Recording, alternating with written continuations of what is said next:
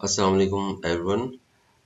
इंशाल्लाह आज के लेक्चर के अंदर हम इन्यूमरेशन को स्टडी करेंगे और enumeration is also one of the important step और phases that we perform during hacking or ethical hacking activity.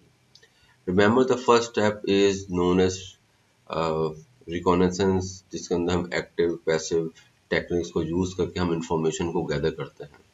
जब हमारे पास इंफॉर्मेशन आ जाती है तो उसके बाद हम जनरली स्कैनिंग फेज में एंटर होते हैं और हम डिफरेंट किस्म के स्कैन्स को रन करके हम ये चेक करते हैं कि जो हमारी टारगेट मशीन या सर्वर या एप्लीकेशन है उसके ऊपर कौन सी ओपन पोर्ट्स हैं, कौन सी सर्विसेज चल रही हैं।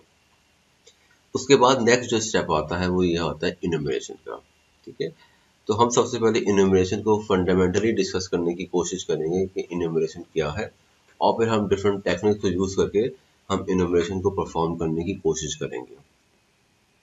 तो enumeration is actually a process of extracting information after the scanning phase. अगर मैं आपको बहुत सिंपल और सिस्टमेटिक डेफिनेशन बताऊं कि स्कैनिंग परफॉर्म करने के बाद जब हमें आइडिया हो गया है कि हमारी जो टारगेट मशीन है उसके ऊपर ओपन पोर्ट्स या रनिंग सर्विसेज कौन कौन सी हैं, तो अब हम स्कैनिंग के बाद इन्यूमरेशन परफॉर्म करते हैं ताकि हम फर्दर इंफॉर्मेशन को एक्सट्रैक्ट कर सकें। और ख़ास तौर पर हमारा जो फोकस होता है इंफॉर्मेशन की एक्सट्रैक्शन के पॉइंट ऑफ व्यू से वो ये होता है कि हम यूज़र नेम्स को आइडेंटिफाई करें और यूज़र नेम के बाद जो है वो हम आइडेंटिफाई करें हम यूज़र नेम को आइडेंटिफाई करें। यूज़र नेम के बाद हम मशीन्स की नेम्स, मशीन्स का आइडेंटिफिकेशन करें, नेटवर्क रिसोर्सेज, कुछ शेयर्ड फोल्डर, शेयर्ड फाइल्स हैं हम वो आइडेंटिफाई करें और प्लस सर्विसेज की फर्दर डिटेल हम आइडेंटिफाई करें। तो इन्यूमरेशन के अंदर हम ये इन्फॉर्मेशन को एक्सट्रैक्ट करने की कोशिश करते हैं। यूज़र नेम का मतलब क्या है? यूज़र नेम का मतलब ये है कि जो टारगेट मशीन है, अगर कोई विंडोज़ का कंप्यूटर है या अगर कोई लिनक्स की मशीन है तो अब हमें ये तो पता चल गया कि ये वी हैव अ लिनक्स और we have a Windows machine in our network. Now we further go one step further after port scanning और आफ्टर सर्विस स्कैनिंग कि अब इस मशीन के ऊपर यूज़र्स कौन कौन से बने हुए हैं। ठीक है, या इस मशीन का नाम क्या है। ठीक है, इस मशीन के ऊपर नेटवर्क में कौन कौन सी इस मशीन ने कोई फाइल्स वगैरह शेयर की हुई हैं या इस मशीन के ऊपर कौन कौन सी नेटवर्क सर्विसेज ओपन है। यूज़र नेम जब हमें मिल जाते हैं तो फिर हमें ये आसानी होती है कि हम फिर इस मशीन के ऊपर और उस यूज़र को की जो आईडी है वो हमें मिल गई है और हम उसके पासवर्ड को क्रैक करने की कोशिश करते हैं। ठीक है, क्रैकिंग कैसे होगी पासवर्ड की। ठीक है, या यूज़र नेम को यूज़ करके हम पासवर्ड को कैसे अटैक करने की कोशिश करेंगे ताकि ऑथेंटिकेशन का सिस्टम जो है या तो हमें अलाउ कर दे कि हम उस टारगेट मशीन के ऊपर लॉग इन कर लें या ऑथेंटिकेशन सिस्टम इतना ओवरवेलम हो जाए कि वो हम ऑथेंटिकेशन को बाईपास कर दें। अब इसमें डिफरेंट अप्रोचेस होती हैं ऑथेंटिकेशन को यूँ समझ लीजिए कि अनऑथराइज ऑथेंटिकेशन परफॉर्म करने के लिए। अभी चूंकि हमारा फोकस जो है वो इन्यूमरेशन के ऊपर है तो अभी हम अपनी डिस्कशन का जो स्पेक्ट्रम है वो इन्यूमरेशन तक रखेंगे। तो इन्यूमरेशन के अंदर जब हम इन्यूमरेशन परफॉर्म करते हैं तो during this phase we actually perform active connection. ठीक है, विद द टारगेट। सही है, ऑब्वियसली हमें पोर्ट स्कैनिंग में भी हमने एक्टिव कनेक्शन बनाए थे, सर्विस स्कैनिंग के अंदर भी एनमैप रन किया था हमने ऑब्वियसली जो है वो एक्टिव कनेक्शन हमने टारगेट के अगेंस्ट बनाए थे। अच्छा, जब हमारे पास ये इन्फॉर्मेशन मिल जाती है, ठीक है, तो ये इन्फॉर्मेशन फिर डेफिनेटली हमें हेल्प करती है वल्नरेबिलिटीज को डिस्कवर करने में या फर्दर वल्नरेबिलिटीज को जो डिस्कवर हुई हैं उनको मजीद ज़्यादा उससे इन्फॉर्मेशन को एक्सट्रैक्ट करने में हमें हेल्प करती है। In turn, enumeration allows attacker to perform password attacks. Obviously जैसे मैंने जिक्र किया कि जब हमारे पास पासवर्ड यूजर नेम के लिस्ट आ जाती है या वैलिड यूजर्स मिल जाते हैं हमें किसी भी सर्वर के ऊपर या सर्विस के ऊपर या एप्लीकेशन के ऊपर, तो फिर हम अनऑथराइज्ड एक्सेस हासिल करने की कोशिश करते हैं। ऑब्वियसली हम डिफरेंट टेक्निक्स को यूज़ करते हैं कि ऑथेंटिकेशन हमें अनऑथराइज्ड एक्सेस हमें मिल जाए। इनोवेशन की जो टेक्निक्स है इसके अंदर अमूमन हम लोग ये एक्टिविटीज़ परफॉर्म करते हैं। ठीक है, जिसके अंदर जो DNS की जो चीज़ है वो यहाँ पर मैंने मेंशन नहीं की, ठीक है, कि डीएनएस के अंदर सब डोमेन्स का आइडेंटिफिकेशन वो भी अमूमन हम इनोवेशन के अंदर करते हैं, ठीक है, जैसे कि FQDN, ठीक है, फुली क्वालिफाइड डोमेन नेम। मैं थोड़ा सा बता देता हूँ इन तमाम जो बुलेट्स मैंने यहाँ मेंशन किए हैं। नेटवर्क रिसोर्सेज, ठीक है, कि इस मशीन के ऊपर कौन कौन से नेटवर्क रिसोर्सेज ओपन है, ठीक है, शेयर्ड फोल्डर्स, राउटिंग टेबल, कि इस मशीन का नेटवर्क का राउटिंग टेबल क्या है। राउटिंग टेबल से ज़ाहिर सी बात है हमें मज़ीद ये इन्फॉर्मेशन मिलती है कि ये जो मशीन है ये किन किन नेटवर्क के साथ कम्युनिकेट कर रही है। Audit and service setting, obviously audit and service setting से हमें आइडेंटिफाई होता है कि इस मशीन के ऊपर सिक्योरिटी का लेवल क्या है। SNMP and fully qualified domain name, DNS या फुली क्वालिफाइड डोमेन नेम को तो हमने बहुत डिटेल में पहले डिस्कस किया हुआ है। SNMP is basically a protocol that is used to configure network devices, ठीक है, उनको मॉनिटर करने के लिए, उनको मैनेज करने के लिए, ठीक है, उसको एडमिनिस्टर करने के लिए SNMP का प्रोटोकॉल हम यूज करते हैं। SNMP stand for simple network management protocol. SNMP is equal to simple network management protocol, ठीक है। मशीन नेम्स, हमारे पास विंडोज़ की मशीन्स के अंदर हम लोगों के पास स्पेसिफिकली जो एक नाम या होस्ट नेम हम यूज़ कर रहे होते हैं, हम वो अमूमन होस्ट नेम या इसको आप नेट बायोज नेम कहते हैं, ठीक है।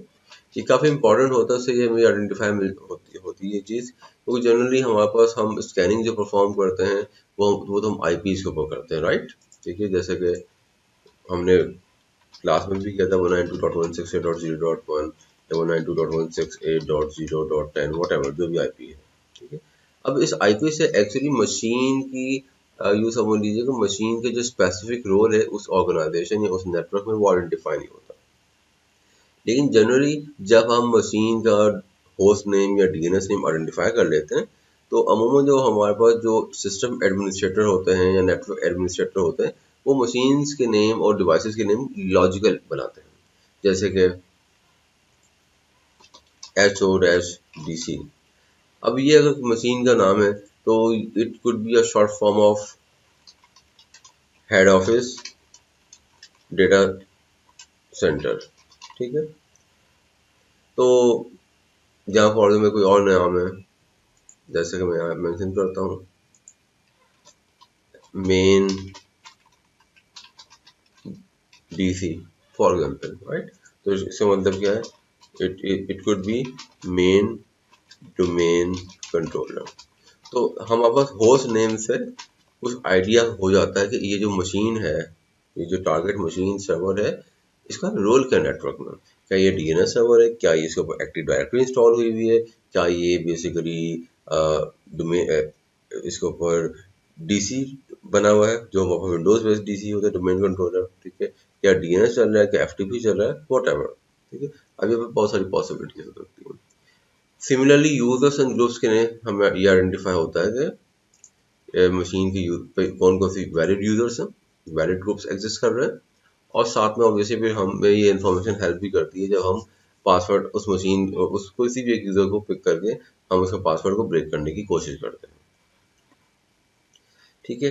अब यहाँ पर इस पेज के ऊपर स्लाइड के ऊपर मैंने बेसिकली जो है वो जो वेल नोन सर्विसेज जो हमारे पास चलती है नेटवर्क के अंदर वो और उनकी जो कॉरस्पॉन्डिंग पोर्ट नंबर से वो मैंने मेंशन की है, जैसे कि UDP 50 या TCP 53 ये वो DNS की पोर्ट होती है हमारे पास। TCP/UDP 135 is Microsoft RPC remote procedure call and point mapper, ये मैपर सर्विस है। अभी हम इन तमाम बेसिकली पोर्ट्स को डिटेल में देखते हैं। Port 137 is NetBIOS name service, मतलब नेटबायोस नेम को रिजॉल्व करने के लिए। Port 139 is NetBIOS session service, net मतलब जब भी आप नेटवर्क में सेशन बनाते हैं तो नेटबायोस की अगर प्रोटोकॉल यूज कर रहे हैं तो सेशन सर्विस बनाने में ये पोर्ट इम्पॉर्टेंट रोल प्ले करती है। फिर port number 445 it is use for SMB server message block और system message block over TCP। UDP port 165 this is port for SNMP protocol. UDP port 389, it is for LDAP, Light with Directory Access Protocol. TCP 2049 Network File System, NFS की port है. TCP port 25 which is for SMTP, Simple Mail Transport Protocol. TCP port 162, it is for SNMP trap.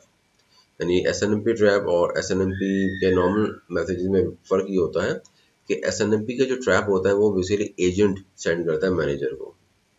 Agent का मतलब कोई switch, router, firewall को send करेगी. UDP port 500, it is for either KMP, ठीक है, या इंटरनेट की एक्सचेंज, ये नॉर्मली VPN में यूज़ करते हैं. और पोर्ट 22 के बारे में तो आपको पता ही होगा. अब यहाँ हम स्टेप बाय स्टेप जो इम्पोर्टेंट पोर्ट्स हैं उनके बारे में हम फर्दर डिस्कस करेंगे और फर्दर हम उनको एक्सप्लोर करते हैं कि उनके अंदर क्या फीचर्स है, क्या फंक्शनलिटी होती है.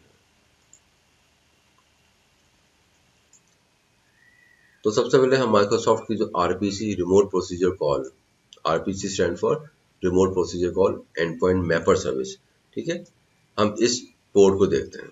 RPC is a protocol stand for remote procedure call used by client system, client machine to request a service from a server.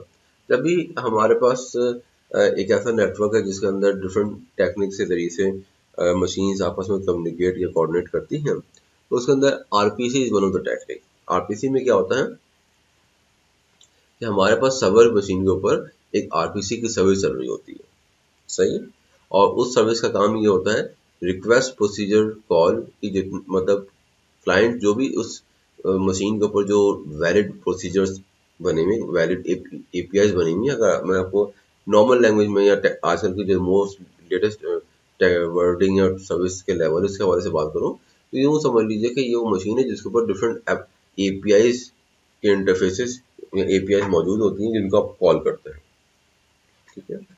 अब ये मैपर सर्विस का क्या रोल है, ठीक है. अच्छा, मैपर सर्विस का रोल मैं भी आपको बताता हूँ कि कोई भी end point, an end point is a protocol port on which the server listen for a client require RPC. अब हमारे पास जो है एक पोर्ट के ऊपर, यानी सर्वर के ऊपर एक पोर्ट के ऊपर RPC की जो मैपर सर्विस है वो हम चला देते हैं, जैसे विंडोज में पोर्ट 165 है. अच्छा, RPC and point mapper service करती क्या है? It enables RPC clients to determine the port number currently assigned to specific RPC. मतलब कौन सी पोर्ट है जो किसी RPC सर्विस के साथ बाइंड हुई है, ताकि जो है वो जो क्लाइंट है वो उस पर्टिकुलर सर्विस को कॉल करे. इसकी एग्जांपल आप यूँ ले लीजिए, जैसे कि फॉर एग्जांपल आप किसी होटल में जाते हैं, सही है, और होटल में आप गए रिसेप्शन में सबसे पहले, और आपने कहा let's suppose you want to meet someone who is right now accommodating in the room number 514, ठीक है, तो please tell me where is room number 514, ठीक है. तो मैपर सर्विस का रोल यही है कि आप रिक्वेस्ट करते हैं मैपर सर्विस को, किसी भी स्पेसिफिक सर्विस का, और वो आपको वो जो मैपर सर्विस होती है वो आपको उस सर्विस के पोर्ट नंबर बता देती है. नेट बायोस नेम सर्विस, जैसे कि हमारे पास विंडोज नॉर्मल इन्वायरमेंट के अंदर DNS सर्वर होता है, डोमेन नेम सिस्टम,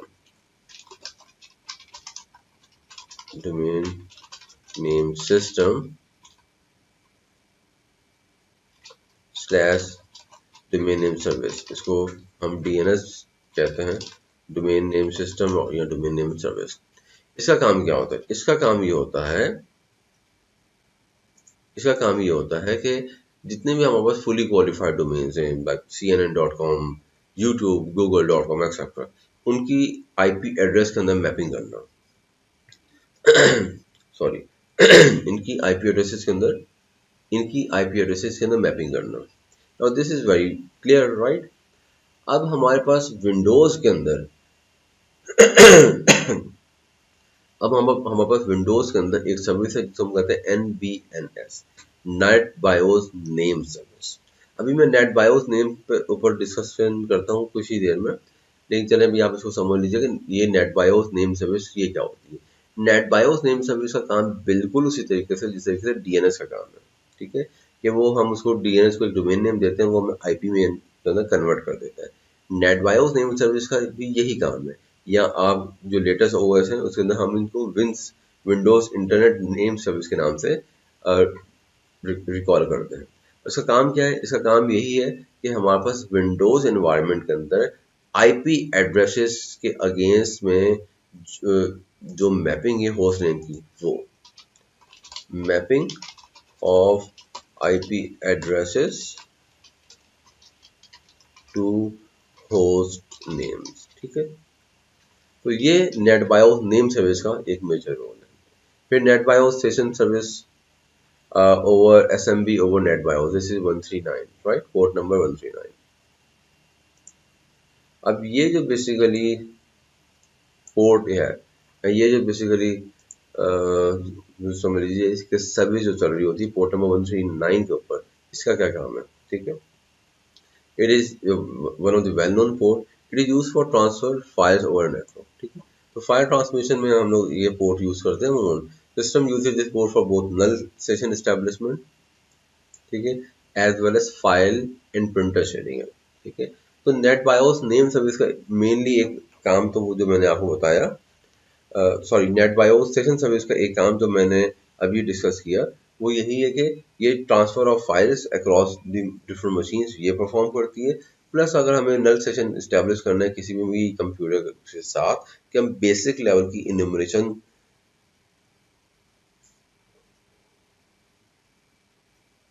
हम बेसिक लेवल की जो इनमरेशन है वो हम परफॉर्म कर सकें, तो उसके लिए ये पोर्ट एक बहुत इंपॉर्टेंट रोल प्ले करती है।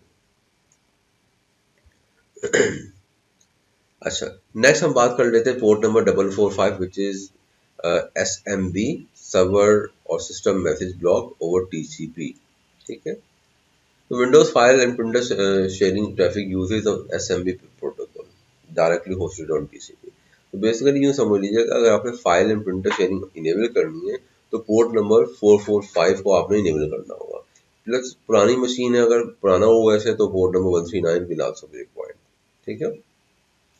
In earliest OS versions, SMB traffic required the NetBIOS over TCP NBT protocol, ठीक है। लेकिन अब SMB ओवर TCP आने के बाद अब इसकी जरूरत नहीं रही, ठीक है, because it can directly hosted SMB traffic by using port number 445 by using TCP or UDP protocols. Next जो हमारे पास पोर्ट है that is for the mainly, अगर मैं क्विकली इसको लेकर चलूँ तो it is for the VPN। और उसके बाद पोर्ट नंबर 3268 है, वो है ग्लोबल कैटलॉग सर्विस। इसका जो ताल्लुक है वो एक्टिव विंडोज और इन्वायरमेंट के अंदर डोमेन कंट्रोलर और एक्टिव डायरेक्टरी के साथ है। आप में से बहुत सारे स्टूडेंट्स ने जो IT ऑपरेशंस में काम करते हैं उन्होंने डेफिनेटली कभी न कभी अपनी ज़िंदगी में एक्टिव डायरेक्टरी, डोमेन कंट्रोलर या सेकेंडरी डोमेन कंट्रोलर या अल्टरनेट या बैकअप डोमेन कंट्रोलर्स वगैरह या एक्टिव डायरेक्टरी के सेटअप बनाए हुए होंगे, ठीक है। तो ग्लोबल कैटलॉग सर्विस का भी असल में सब मिलता यही काम है। अब हम अगले स्टेप पे हम फोकस कर रहे हैं और अब हमारा फोकस होगा विंडोज एनवायरनमेंट के अंदर डिफरेंट चीज़ों को एक्सप्लोर करना, ठीक है। तो सबसे पहले जो चीज़ आती है वो आती है नेट बायोस इनमरेशन। इनमरेशन जाहिर सी बात है जैसे कि आप अभी मैंने इस एंगल से तो डिस्कस नहीं किया इनमरेशन को, लेकिन अगर जनरल सेंस में इनमरेशन को बात करें तो इनमरेशन में क्या होता है, काउंट नंबर और सीरियल नंबर और let's go T1. T1 stands for task 1. Count and then T2. Count and then T3. T3 और फिर ये चीज आगे चल रही है, ठीक है। तो नेट बायोस का जो नाम है हमारे विंडोज एनवायरनमेंट में वो काफी इंपॉर्टेंट रोल प्ले करता है। अब नेट बायोस के नेम के अंदर टोटल जो अलाउड कैरेक्टर्स होते हैं वो होते हैं 16। कितने कैरेक्टर्स होते हैं? 16 कैरेक्टर्स, जिनमें से 15 करेक्टर जो शुरू के हैं वो यूजेबल्स होते हैं। वो जो आखिरी जो एक करेक्टर है, ठीक है, वो बेसिकली हम लोग यूज करते हैं जब एक्सप्रेस करने के लिए कि इस मशीन के ऊपर कोई टारगेट सर्विस या रोल क्या चल रहा है, ठीक है। अब यहाँ पर मैंने एक शॉर्ट टेबल बनाया है और शॉर्ट टेबल के अंदर हमें जो भी वैल्यू उस आखिरी करेक्टर की मिलेगी, ठीक है।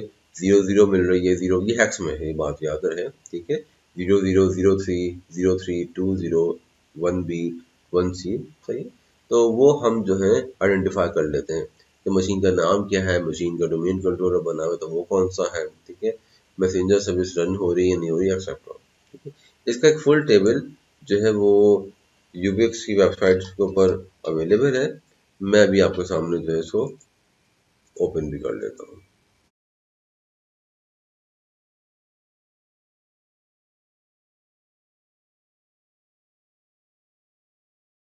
अब इसके अंदर पूरी कंप्लीट लिस्ट है। ज़ाहिर सी बात है हमने इसके ऊपर पीएचडी तो नहीं करनी है, हमें याद करने की तो ज़रूरत नहीं है।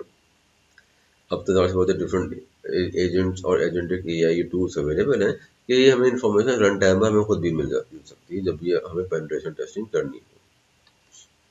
अच्छा, उसके बाद जो अगला जो स्टेप है वो है, अब हम किसी भी विंडोज़ बेस्ड मशीन के ऊपर, जो होस्ट नेम का जिक्र हो रहा है, तो हम उस मशीन का होस्ट नेम या उसकी नेट स्टेट की मदद से राउटिंग टेबल कैसे व्यू कर सकते हैं।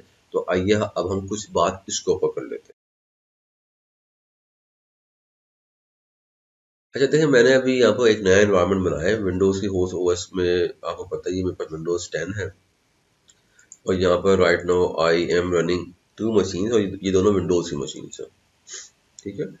विंडोज़ की मशीन ये विंडोज सर्वर 2012 है, और ये जो इसके बराबर में जो मशीन है that is Windows server service Windows machine Windows 7 की है, ठीक है। थोड़ा सा वर्जन्स को मैंने 2012 का सर्वर यूज़ किया, और विंडोज़ जो है 2007 की यूज़ की है, that is not I think 2007, पर विंडोज 7 की बात कर रहा हूँ, वो हमने यूज़ की है। शायद क्लोजली इसके आसपास के ईयर में ये रिलीज हुई होगी, ठीक है। तो नेक्स्ट जो चीज़ है वो अब हम डिस्कस करने जा रहे हैं कि हमने कौन सी कमांड से क्या इन्फॉर्मेशन हम ले सकते हैं। तो पहली जो कमांड है वो, देखिए अभी हमारा जो ऑब्जेक्टिव है ये कि we need to figure out the host name of the target machine, ठीक है। हमें नहीं मालूम उस टारगेट मशीन का होस्ट नेम क्या है, ठीक है, तो वो हमें फाइंड करना है। उसके लिए npt स्टेट की कमांड है, विंडोज़ में बिल्ट इन होती है, ठीक है, वो यूज़ कर सकते हैं। इसके अलावा लिनक्स के अंदर npt स्कैन का टूल है पूरा, वो यूज़ कर सकते हैं। और मैं भी इसके साथ साथ जो है, जो मैं टूल एक स्पेसिफिकली यूज़ करूँगा विंडोज़ बेस्ड टूल, तो मैं उसका भी आपको अभी ओवरव्यू देता हूँ, बल्कि मेरे ख्याल में मैं इसको ओपन कर ही लेता हूँ, ठीक है। ये कुछ टूल्स हैं, ये मैं आप लोगों के साथ शेयर कर दूंगा, ठीक है। इसमें मैं आ जाता हूँ नेट बायोस इन्यूमरेशन टूल, और उसके अंदर, अच्छा, मुझे जो पर्सनली जो टूल पसंद है दैट इज सुपर स्कैन। इसका जो भी लेटेस्ट वर्जन आपको मिले वो आप यूज़ करना। सुपर स्कैन में अभी जो कि हमारा फोकस विंडोज़ की इन्यूमरेशन के ऊपर है, ठीक है, तो हम विंडोज़ इन्यूमरेशन में आ जाते हैं। अब विंडोज़ इन्यूमरेशन के अंदर, ठीक है, I need to provide here a host name, IP address और यूआरएल। तो मैं सबसे पहले अपनी जो होस्ट मशीन है 0.118, जो मेरी कंप्यूटर की ऐप है, मैं इसी को इन्यूमरेट करता हूँ। Let's see.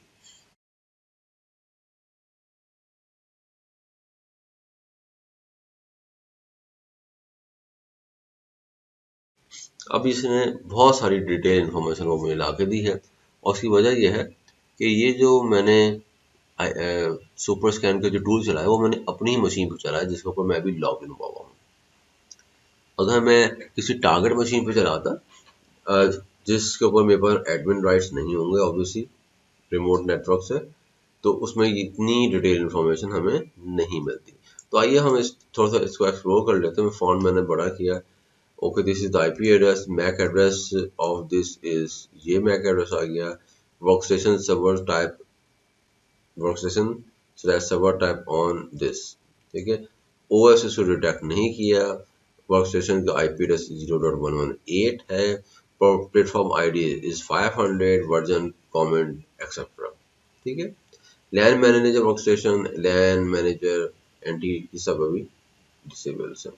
कंप्यूटर नेम आ गया मैट्रिक्स 1, डोमेन या वर्क ग्रुप का नाम आ गया वर्क ग्रुप। लैन रूट यूजर नहीं है, फिल वक्त लॉगिन नहीं हुआ। Log on user count, that is 2 fine.